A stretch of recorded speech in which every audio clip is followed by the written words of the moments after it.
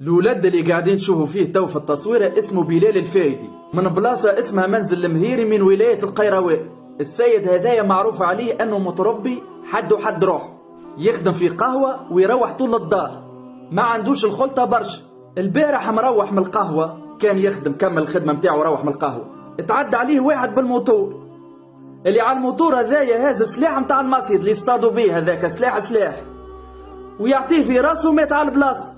الولد كان يخدم على روحه يعلم به ربي، حد وحد روحه، لا يعرفوا ما يعرفوش لنهار تقابلوا مع بعضهم. جبد عليه سلاح وعطاه، بعثوا للجبانة. تصور اللعب ولا بالكرتوش؟ شوف اللعب وين وصلنا، اللعب ولا بالكرتوش؟ شنية الأسباب اللي خلته يعمل هكا؟ الله أعلم. تو كان جاو يعرفوا بعضها منقولوا هانم يعرفوا بعضها، أما السيد لا يعرفوا ما يعرفوش بعضهم. إن شاء الله ربي يرحم خونا بلال، إن شاء الله ربي يرحمه ويغفر له. وردوا بالكم على أرواحكم كي تبدوا مروحين، ما تعرفش عليه البلا منين يجيك، ما تعرفش على البلا منين يجيك.